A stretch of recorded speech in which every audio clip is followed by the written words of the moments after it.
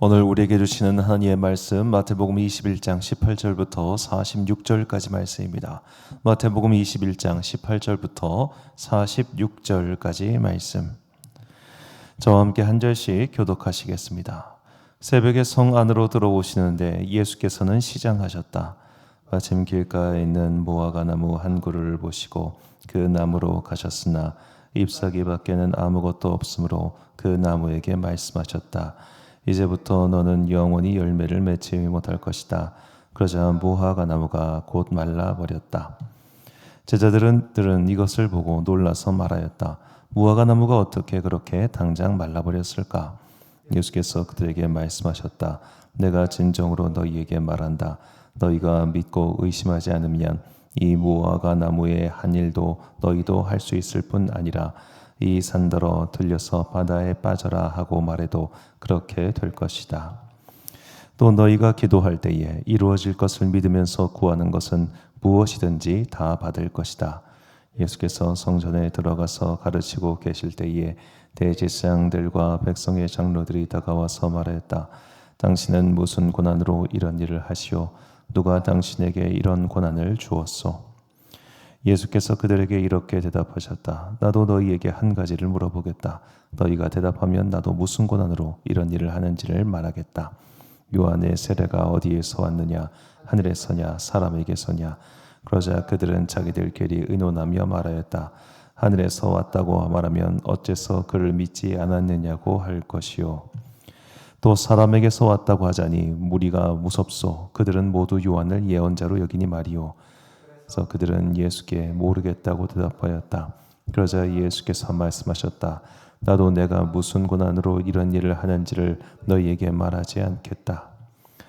너희는 어떻게 생각하느냐? 어떤 사람에게 아들이 둘이 있는데 아버지가 맏아들에게 가서 얘야 너 오늘 포도원에 가서 일해라 하고 말하였다. 그런데 맏아들은 대답하기를 싫습니다 하고 말하였다. 그러나 그 뒤에 그는 뉘우치고 일하러 갔다. 아버지는 둘째 아들에게 가서 같은 말을 하였다. 그는 대답하기를 예 가겠습니다 아버지 하고서는 가지 않았다. 그런데 이 두 가운데서 누가 아버지의 뜻을 행하였느냐? 예수께서 이렇게 물으시니 그들이 대답하였다. 맏아들입니다. 예수께서 그들에게 말씀하셨다. 내가 진정으로 너희에게 말한다. 세리와 창녀들이 오히려 너희보다 먼저 하나님의 나라에 들어간다. 요한이 너희에게 와서 옳은 길을 보여주었으나 너희는 그를 믿지 않았다. 그러나 세리와 창녀들은 믿었다. 너희는 그것을 보고도 끝내 뉘우치지 않았으며 그를 믿지 않았다. 다른 비유를 하나 들어보아라. 있었다. 그는 포도원을 일구고 울타리를 치고 그 안에 포도즙을 짜는 확을 파고 망대를 세웠다. 그리고 그것을 농부들에게 새로 주고 멀리 떠났다. 열매를 거두어 들일 철이 가까이 왔을 때에 그는 그 소출을 받으려고 자기 종들을 농부들에게 보냈다. 그런데 농부들은 그 종들을 붙잡아서 하나는 때리고 하나는 죽이고 또 하나는 돌로 쳤다. 주인은 다시 다른 종들을 처음보다 더 많이 보냈다. 그랬더니 농부들은 그들에게도 똑같이 하였다. 마지막으로 그는 자기 아들을 보내며 말하기를 그들이 내 아들이야 존중하겠지 하였다. 그러나 농부들은 그 아들을 보고 그들끼리 말하였다. 이 사람은 상속자다. 그를 죽이고 그의 유산을 우리가 차지하자. 그러면서 그들은 그를 잡아서 포도원 밖으로 내쫓아 죽였다. 그러니 포도원 주인이 돌아올 때에 그 농부들을 어떻게 하겠느냐? 그들이 예수께 말하였다. 그 악한 자들은 가차없이 죽이고 제때에 소출을 바칠 다른 농부들에게 포도원을 맡길 것입니다. 예수께서 그들에게 말씀하셨다. 너희는 성경에서 이런 말씀을 읽어본 일이 없느냐? 집 짓는 사람이 버린 돌이 집 모퉁이의 머릿돌이 되었다. 이것은 주님께서 하신 일이요 우리의 눈에는 놀라운 일이다. 그러므로 나는 너희에게 말한다. 하나님께서 너희에게서 하나님의 나라를 빼앗아서 그 나라의 열매를 믿는 민족에게 주실 것이다. 이 돌 위에 떨어지는 사람은 부스러질 것이요 이 돌이 어떤 사람 위에 떨어지면 그를 가루로 만들어 놓을 것이다. 대제사장들과 바리새파 사람들은 예수의 비유를 듣고서 자기들을 가리켜 하시는 말씀임을 알아채고 그를 잡으려고 하였으나 무리들이 무서워서 그렇게 하지 못하였다. 무리가 예수를 예언자로 여기고 있었기 때문이다. 아멘. 그 권세가 우리에게 있다라는 제목으로 하나님의 말씀 선포하겠습니다. 오늘 이렇게 성경 본문을 길게 한 번에 읽은 이유는 이 비유가 사실 다 하나의 이야기를 우리에게 전해주고 있습니다. 바로 하나님의 자녀됨의 권세에 대한 이야기입니다. 오늘 본문의 사실상 중요한 시작은 대제사장의 무리들이 예수님을 찾아와서 너는 도대체 무슨 권위로 이런 일을 하고 있느냐라고 묻고 있는 겁니다. 예수님이 하신 일은 예루살렘에 들어오실 때부터 소란이 일어났죠. 그리고 성전에 들어가서 가판 상인들을 내쫓으셨고 그곳에서 백성들을 가르치셨습니다. 그러자 어린아이들이 예수님을 가리켜서 호산나라고 외쳤습니다. 자, 이러한 일들, 이것은 살아계신 하나님의 아들 그리스도의 일을 예수께서 하고 계시니 예수를 단지 갈릴리에서 온 촌 동네에서 온 이상한 사람 정도 취급하려고 했던 대제사장 무리들은 당황할 수밖에 없었죠. 그래서 너는 도대체 왜 이런 일을 하고 있느냐? 너는 도대체 무슨 권위로, 무슨 자격으로 이 일을 하느냐라고 하니까 예수님께서 세례 요한의 일을 먼저 되물으시면서 그 대답에 답을 주지 않으십니다. 그러면서 그들에게 두 가지 비유, 하나는 두 자녀의 비유, 또 하나는 이제 포도원 농부의 비유. 이 포도원 농부 참 어리석죠. 이제 뭐 상속받겠다고 아들을 죽였는데 여하튼 간에 그런 이 사람들의 비유를 들면서 말씀을 하시는 겁니다. 본문 31절과 43절 말씀인데 그 둘 중에 누가 아버지의 뜻대로 하였느냐 이르되 둘째 아들이니이다. 예수께서 그들에게 이르시되 내가 진실로 너희에게 이르노니 세리들과 창녀들이 너희보다 먼저 하나님의 나라에 들어가리라. 그러므로 내가 너희에게 이르노니 하나님의 나라를 너희는 빼앗기고 그 나라에 열매 맺는 백성이 받으리라. 자, 결국 예수님의 중요한 말씀은 너희가 하나님의 가장 중요한 말씀을 받은 자들이냐? 맞다. 그런데 너희는 지키지 않았다. 그러므로 너희는 하나님의 나라를 받을 수 없고 오히려 죄인들이 하나님의 은혜를 구하는 자들이 하나님의 은혜를 먼저 받게 될 것이다 라고 그렇게 말을 합니다. 자, 이것은 요한복음에 나오는 예수님의 선언, 예수님께서 오심에 대한 선언과도 일맥상통합니다. 요한복음 1장 12절과 13절 말씀 보니까 영접하는 자 곧 그 이름을 믿는 자들에게는 하나님의 자녀가 되는 권세를 주셨으니 이는 혈통으로나 육정으로나 사람의 뜻으로 나지 아니하고 오직 하나님께로부터 난 자들이니라. 아멘. 자, 여기서 혈통으로나 육정으로나 이 말씀은 크게는 유대인이며 둘째는 제사장들을 가리킬 수 있습니다. 사두개인이란 말이 왜 나왔냐면 사독의 후손들을 가리킵니다. 사독의 후손들은 대대로 제사장을 물려받는다는 거예요. 물론 하나님께서 이렇게 약속을 해주셨으니까. 자, 그런데 그것이 그들의 권력이 되었습니다. 그것이 그들의 자부심이 되었습니다. 그러니까 더 이상 그들은 하나님의 은혜를 구하는 것이 아니라 내가 받은 것을 잘난 척하는 자들이 되었죠. 그러나 하나님께서 원하시는 자들은 겸손하고 낮은 마음으로 주님의 은혜를 구하면서 하나님의 뜻에 따라 살고자 노력하는 사람들입니다. 그 사람들이 바로 영접하는 자들이죠. 자, 이렇게 영접하는 자들은 하나님의 자녀가 되었고 하나님의 자녀가 된 자들은 하나님의 말씀, 하나님의 뜻을 따라 살기 위해 노력합니다. 이렇게 힘쓰고 애쓰며 하나님의 뜻을 따라 살고자 하는 자들에게 하나님께서 특별한 능력을 주십니다. 그것이 본문 22절 말씀입니다. 너희가 기도할 때 무엇이든지 믿고 구하는 것은 다 받으리라 하시니라. 아멘. 자, 갑자기 무화과 나무 비유의 이유가 나온 이유는 바로 이렇게 하나님의 자녀됨, 하나님의 자녀가 된 자들에게는 이러이러한 권세가 임한다는 것이죠.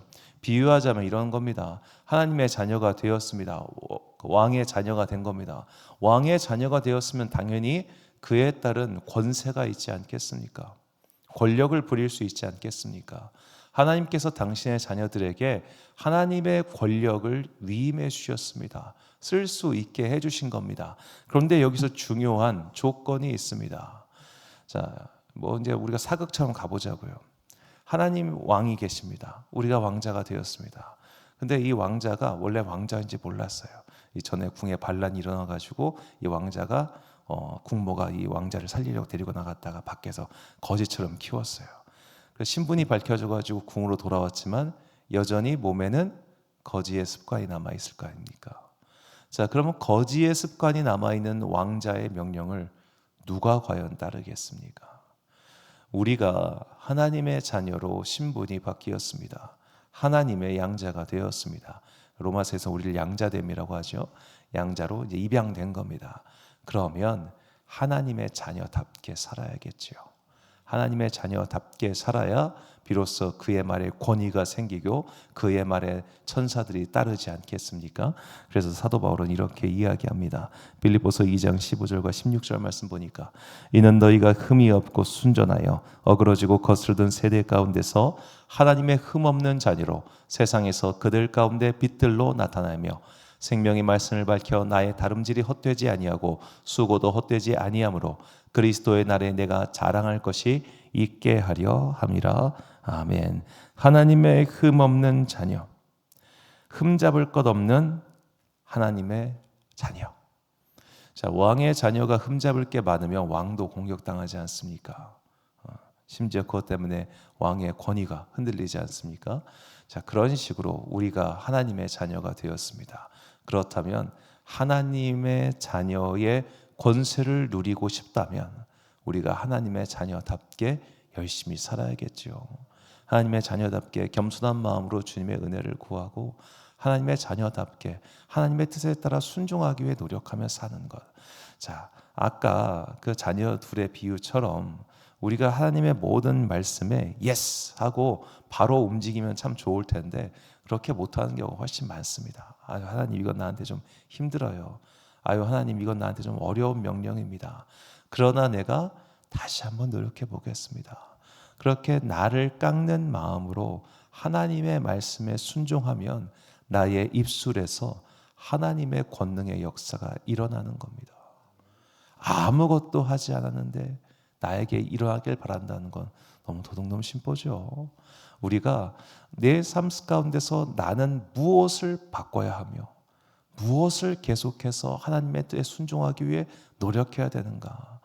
나는 하나도 바꾸지 않으면서 나의 행동, 나의 삶, 나의 생각하는 패턴 그 어느 것 하나 바꾸지 않으면서 내 인생만 바꿔달라고 기도한다면 그 기도를 들어주실 때도 있습니다.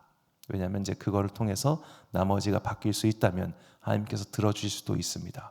그런데 보통 그 정도 지경까지 가면 그 문제가 해결되면 이분의 그 단단함은 더 고착되는 경우가 많아요. 완고하다고 하죠. 나의 완고함이 바뀌지 않은 상태에서 나의 소망만 이루어지면 내 완고함은 더욱더 단단해질 수밖에 없습니다. 봐라, 내가 기도하니까 이렇게 되지 않냐라는 식이죠. 그렇기 때문에 나의 소망, 너희가 기도하면 무엇이든지 이루어지리라는 이 약속을 얻기 위해서 나는 오늘 하나님의 자녀다운 삶을 살고 있는가? 하나님의 자녀다운 생각, 하나님의 자녀다운 행동을 하고 있는가? 이것을 돌아봐야 됩니다. 이 과정이 기도입니다. 그래서 기도하는 사람은 자아를 성찰합니다.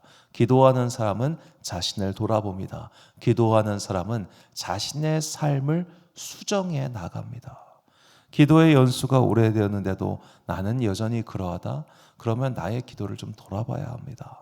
우리가 하는 기도하는 이 모든 이유는 내가 하나님의 자녀답게 과연 살고 있는가?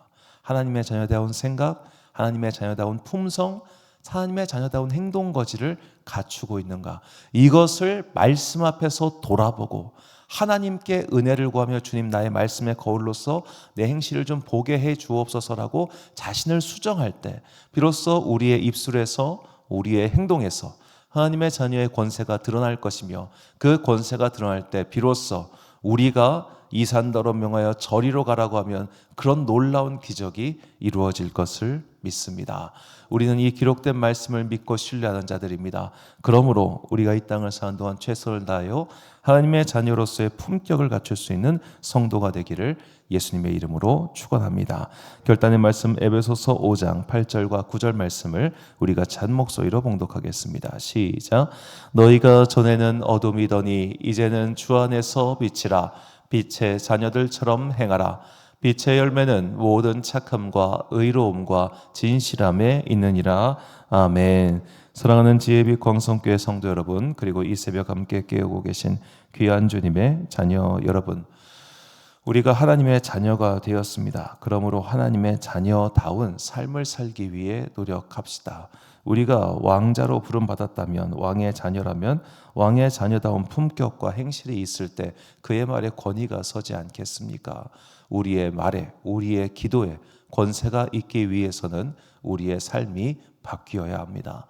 나의 생각, 나의 습관, 나의 행동을 오늘 말씀의 거울 은혜의 자리 앞에서 다시 한번 점검함으로 항상 하나님의 자녀다운 삶의 모습을 유지하는 그런 여러분과 제가 되시기를 주의 이름으로 축원합니다. 기도하겠습니다. 사랑과 은혜가 풍성하신 아버지 하나님, 이 풍진 세상을 살다 보니 우리는 내가 하나님의 자녀라는 사실을 망각한 채 나도 그냥 수많은 세상의 자녀 마냥 그렇게 살아갈 때가 너무나 많이 있습니다. 주여, 이 시간 우리 가운데 다시 한번 말씀의 거울을 펼쳐주사 우리가 하나님 앞에서 과연 하나님의 자녀다운 품격을 유지하고 살고 있는지를 돌아보게 하여 주옵소서. 주님, 특별히 내가 고쳐야 될 것들이 있다면 깨닫게 해주시고 말씀하여 주옵소서. 사람은 참으로 어리석어서 스스로 생각해서는 나를 교정할 수가 없습니다. 성령님 깨우쳐 주시고 주여 말씀하여 주옵소서. 주의 자녀들이 듣겠습니다. 그리하여 하나님께서 고치라고 하시는 것들을 즉각 고침으로 말미암아 우리 삶 가운데, 우리의 말 가운데 하나님의 자녀의 권세가 나타나게 하여 주옵소서.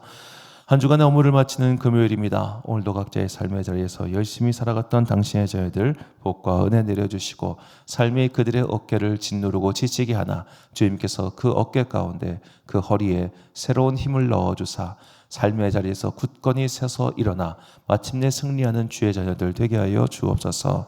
오늘도 저녁에 함께 모여 기도하는 모든 성도들 그 눈물의 기도의 간구 들어주시고 우리가 기도하고 하나님께 소리질 높여 찬양할 때 주께서 하늘에서 들으시고 이 땅에 있는 모든 백성들에게 은혜의 담비 내려주시기를 간절히 소망하오며 이 모든 말씀 우리 구주 예수 그리스도의 이름으로 기도드립니다. 아멘. 오늘의 기도 제목입니다. 우리가 하나님의 자녀가 되었음을 성령님께서 인증해 주십니다. 자녀됨의 확신을 내려주사 빛의 자녀로서 자세를 잃지 않게 해달라고 기도합시다. 오늘 주신 기도의 제목 가지고 기도와 묵상에 힘쓰는 하루 되시길 바랍니다. 기도하겠습니다.